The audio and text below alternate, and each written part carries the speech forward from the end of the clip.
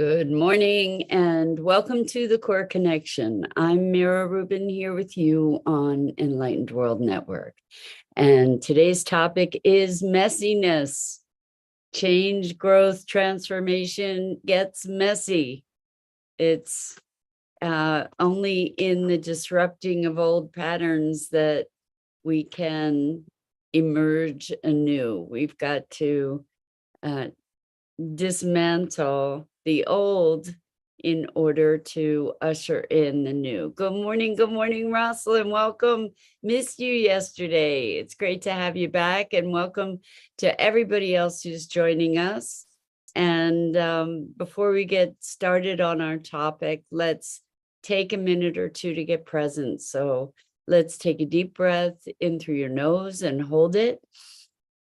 And imagine clean, crisp oxygen flooding your lungs, flowing into your bloodstream, nourishing all your cells, all your organs, bringing vital life energy to your body and being. And as you exhale any tension, stress, negativity, fatigue. And now let's take another deep breath in through your nose and hold it. This time, imagine brilliant, bright light, lighting you up from the inside out, illuminating, electrifying, and energizing all your cells, all your molecules, your electrons, creating this brilliant beam of light and energy from your heart out into the world. And as you exhale any remaining tension, stress, negativity, fatigue. And now let's press our palms together. Vigorously rub your hands together to feel all the sensations, the friction, the temperature, the motion, the pressure, and the tickling and tingling when you stop and allow all those sensations to bring you present right here, right now, into this remarkable physical form that enables you to experience life. Well, welcome. So, messiness. Things get messy when you're in the process of transformation and healing. Oftentimes, we in the process of recovering go through in what we call a healing crisis. And that's when our body, in its efforts to cleanse itself, is releasing all kinds of forces to heal that leave us kind of depleted and maybe make us, as the body's purging itself of toxins, we feel run down, or we have flu type symptoms, or maybe we even are bedridden, as our body is clearing itself. And that happens with our spirit too, as we're disrupting old patterns. It's necessary to dismantle them. And in the dismantling, I don't know about you, but like in cleaning, sometimes you have to take things apart to find where all the nooks and crannies are. And there's all this disarray in the process of trying to get things organized and cleaned. And then you can kind of reorganize, reassemble things, but in a different way. And that's really what this process of change and transformation is. It's a process of restructuring. And in order to restructure, you need to frequently dismantle or level the old structure. And so there's this period of deep disorientation because we're in a space that's radically unfamiliar. And this is why it takes courage to be on a path of transformation. It takes courage to confront the unknown, to embrace the unknown. Rosalind says, when we fertilize the garden bed, both seeds of weeds sprout to the seeds and weeds, I'm thinking, sprout to the surface, along with growing stronger roots for the flowers. Yeah, exactly. So in order to I like the analogy of a garden a lot. In order um to grow in the garden, um I don't know if the analogy carries through in the way I'm going to speak it, but um what happens in the process of growth and transformation and moving toward wholeness is we get to pull up the weeds. We get to look for those things that are impeding the growth of the aspects of ourselves that we're wanting to flourish. And it's really interesting. This came about through a conversation with someone that I was someone I was speaking to about potentially becoming a client. And my experience with this person that I spoke to them was, it sounds like you're really committed to seeing the world the way that you see it, to believe that these patterns are that feel so fixed at the moment are always going to remain that way, that there's no option, that things are never going to change. And I said, things can change. First of all, if you want to work together, I need to know that you have a willingness to allow things to change. And that means sometimes getting messy. It might mean overturning the apple cart, at least for a little while, so that you can see what's underneath all the apples, that looks so pretty on the surface, but there's this stench coming off the cart. It's like you have to be able to turn it over and clear it out. And it was so interesting to me. And a credit to this person for being present to where they are. They said, not ready to do that, not ready to overturn the apple cart, not ready for that level of disruption at this point. And I think that so many of us opt for the same old, the same old misery. I have a client who used to talk about their favorite misery, but it's familiar. It's a familiar misery. It's a known, and so better the devil you know than the devil you don't, or the angel you don't, right? And that's the funny thing, is that we will opt for our favorite misery because it's familiar, and who knows what could possibly be on the other side. At least I know what this is. At least I know how to contend with this. And it does take a certain act of courage to be willing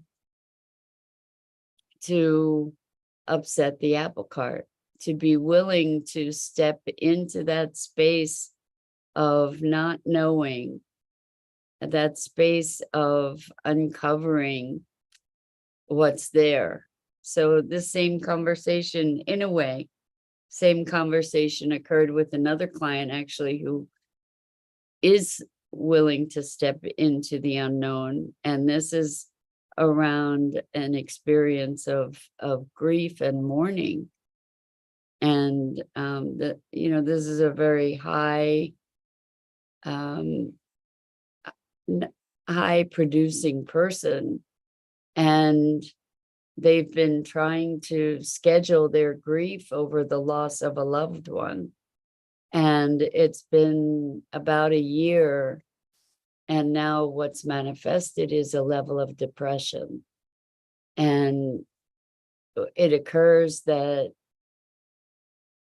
the depression is a result of these unresolved emotions that were just sort of stashed away, that have been tunneling in and then deepening into this more pervasive experience of depression. And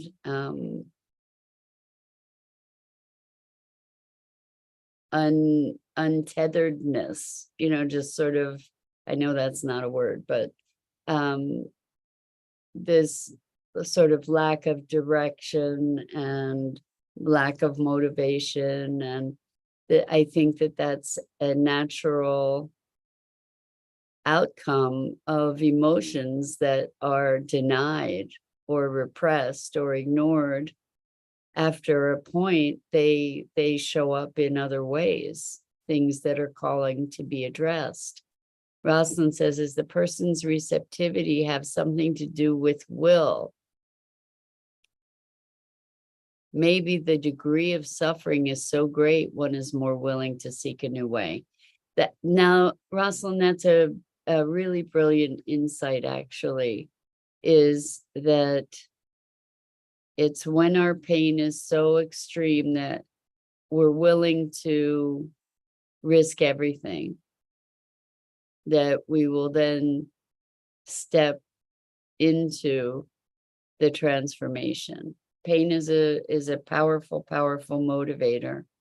I think in my awareness, pain is a much more powerful motivator than pleasure or happiness.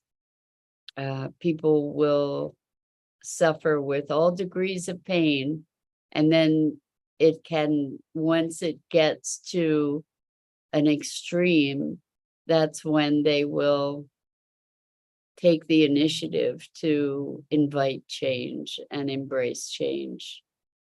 And it's so interesting to me, this notion of safety that we have, is like, it's safer to stay with my misery because I know it, I know how to deal with it, than it is to upset the apple cart and step into this space of unknown because I don't know what's going to be on the other side. So back to the person with grief, the issue there was that they were afraid that if they stepped into the emotion, and it wasn't just this one incident, it was the lifetime of things that have been sort of repressed in their way. If they stepped into the emotion, that it would swallow them, the fear that they would lose themselves in the depression, in the sorrow, in the grief, in the spiral downward. And I can relate to that. There have been times in my life where I was afraid that if I let myself really be present to what was there, that I would lose my mind, that I would go crazy. And that was a deep, deep fear. And it was founded in not trusting myself and not trusting life, and feeling the magnitude of the emotion, the hugeness of this energy, this power that could be all consuming.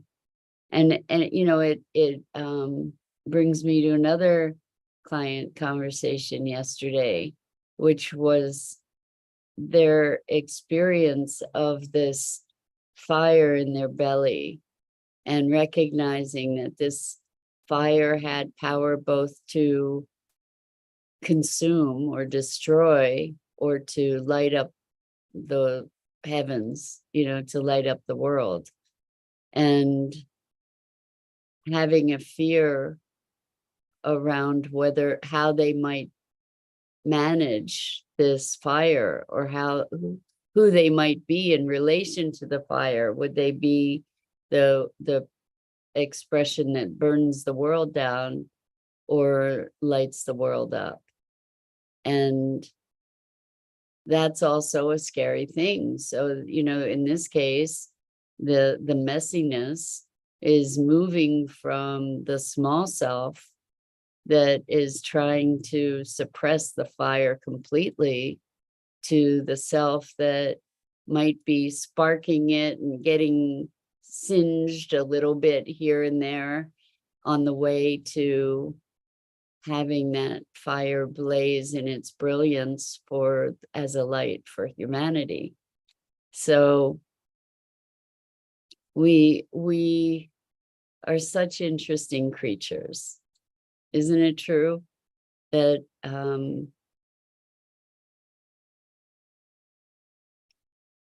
we opt for the mundane so frequently, right? When we each have the capacity to be extraordinary, and in that extraordinariness, I'm not talking about it in context of any kind of competition or anything like that. I mean extraordinary in,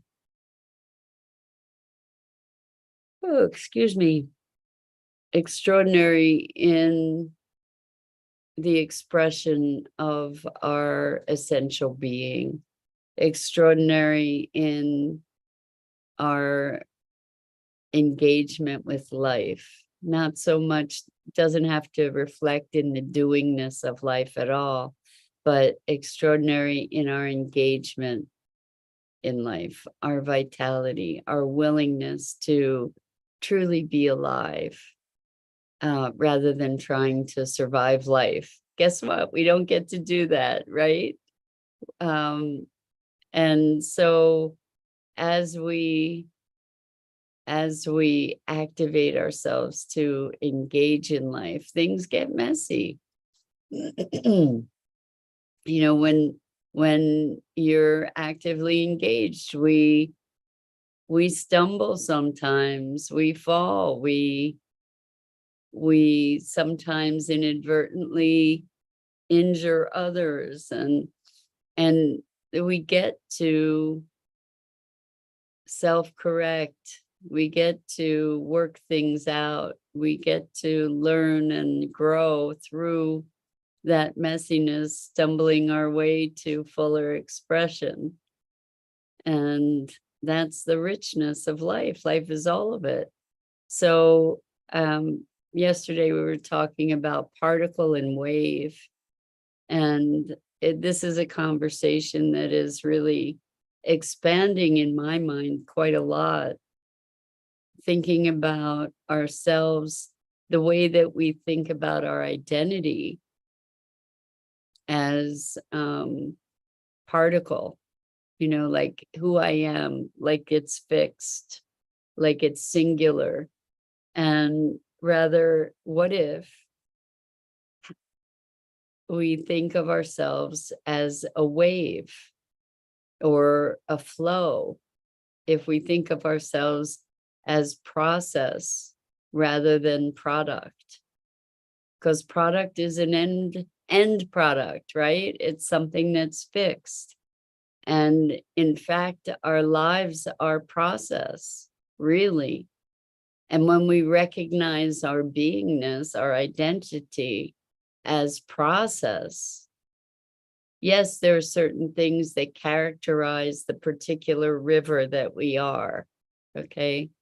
Whether there are rapids or whether it's rocky, or what the shores are like or how wide the river is. But the thing is that the river is flowing, and it may have periods, it might have dry periods or whatever, but we are, I find for myself, as I'm playing with this notion of being process, that there's a much greater acceptance of all of life, all the lightness and the darkness, all the joys and the sorrows, all the shames and the triumphs, that all of those things become part of this greater process. And if we think of our life cycle, coming into being, into a physical manifestation, living through our lives, aging, dying, and then hopefully being reintegrated into the system. The messiness along the way becomes just part of this greater process. And it becomes part of a greater whole. And just thinking about that moves me so deeply. Like there's a very different sense of being and connectedness that comes from aligning with that space of being. And it brings us out of the doing into the being, into the thing, into the beingness that connects all the doing. The doing is the rocks in the river. And maybe, I'm just playing with these analogies, but connecting to that greater flow, not only of the river, but of all the bacteria and the fish and the other creatures that might be living in the water and near the water, and then the banks and the trees and the plants and the animals. And, it's all part of this greater process. And as we expand ourselves, so I talk about, instead of letting go as Westerners, we're more acquisition oriented, and rather than letting go, if we can expand to include, then we become not any one of those things that we are including, but we become all of it. And in being all of it, we are no part of it. We are the entirety of it. Rosalind says, "Thank you for being a mirror for me to help me see myself from different vantage points, to love both the light and the dark.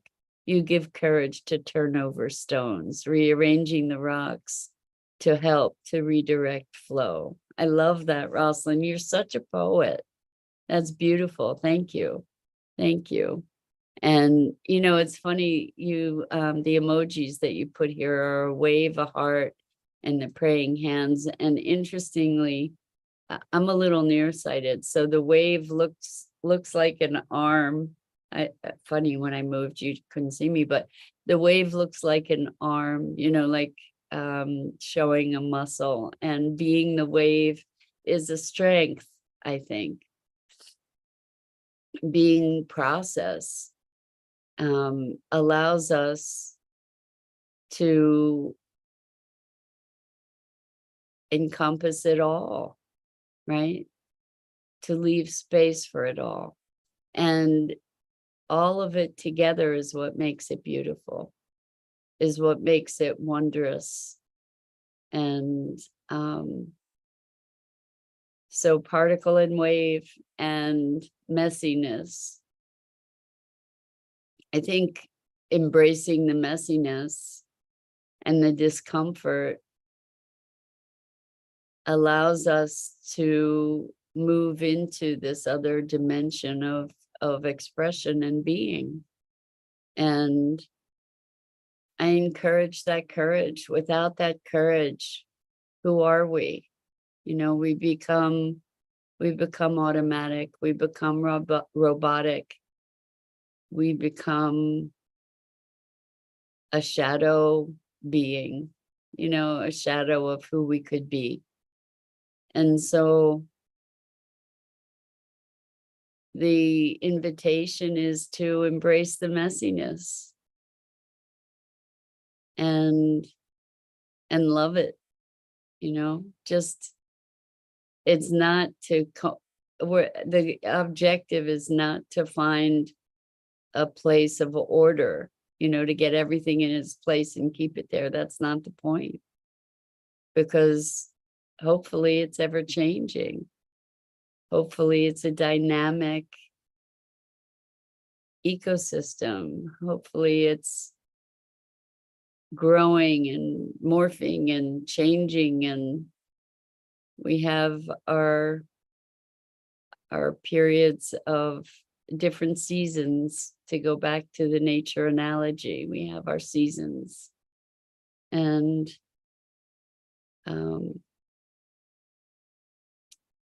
I had a couple conversations this week with folks about aging and having, looking in the mirror and saying, who is that old person?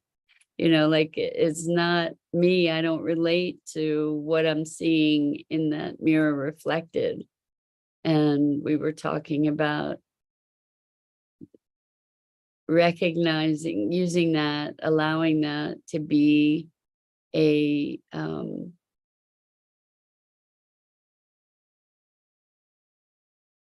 reflection or a reminder that we're spirit in physical form, and that our physical form has been the vehicle.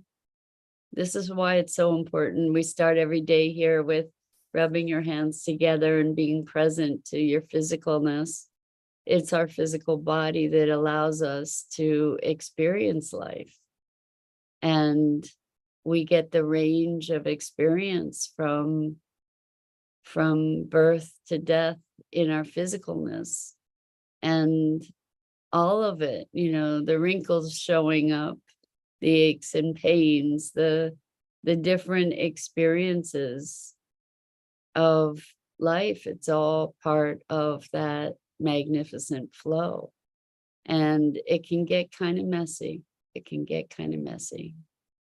And there's richness in the messiness too.